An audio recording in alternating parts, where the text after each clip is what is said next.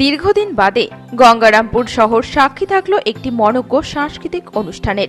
পৌষের হিমেল রাতে আবৃত্তি সহ মনোজ্ঞ সাংস্কৃতিক অনুষ্ঠানে সমৃদ্ধ হয়ে উঠল শহর। কথা আবৃত্তি ও শ্রুতি নাটক চর্চা কেন্দ্রের উদ্যোগে স্মৃতিটুকু থাক নামক আবৃত্তি ও মনোজ্ঞ সাংস্কৃতিক অনুষ্ঠান পরিবেশিত হল রবিবার। গঙ্গারামপুর শহরের মিলনী ক্লাবে আয়োজিত এই অনুষ্ঠানে উপস্থিত ছিলেন প্রবীণ সাহিত্যিক প্রণব সরকার, অধ্যাপিকা অতসী রায়, বাচিক শিল্পী মনীষ ভট্টাচার্য, ডলি ভট্টাচার্য গুহ সহ অন্যান্য বিশিষ্টজনেরা। এদিন প্রদীপ প্রজ্বলনের মাধ্যমে এদিনের অনুষ্ঠানের সূচনা করা হয়।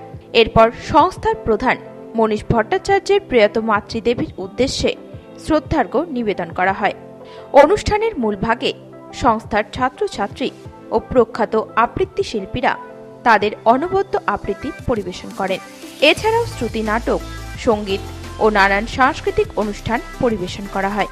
এই বিষয়ে অনুষ্ঠানের মুখ্য উদ্যোক্তা কর্ণধার তথা বাচিক শিল্পী মনীষ ভট্টাচার্য জানান,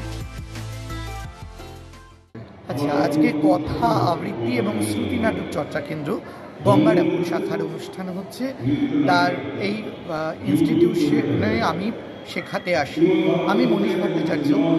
কত বড় শিল্পী বা মানুষ হয়ে উঠেছি জানি না, তবে নিজের মনের গভীরে যেটুকুন সংস্কৃতির বোধ আমার বাবা মা এবং আমার শিক্ষকেরা তৈরি করেছেন, আমি তাদের এই শিক্ষাটুকুকেই প্রদান করতে আমার কিছু ভালোবাসার মানুষের কাছে আসি এবং সেই ভালোবাসার মানুষ যাদেরকে আমি কথা মানব বা কথা মানবী বলি, তাদের উদ্যোগেই আজকের এই আবৃত্তির সন্ধ্যা।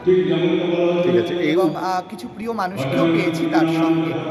কে কে উপস্থিত ছিলেন?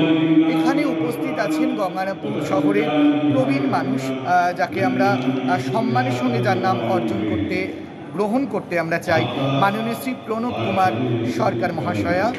উপস্থিত আছেন আমাদের গঙ্গারামপুর কলেজের অধ্যক্ষা মাননীয়া শ্রীমতী অতসী রায় মহাশয়া।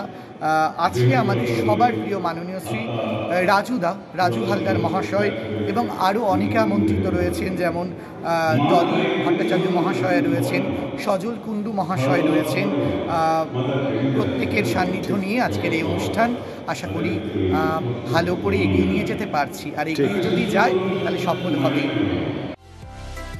গঙ্গারামপুর থেকে বিশেষ প্রতিবেদন, নিউজ টুডে।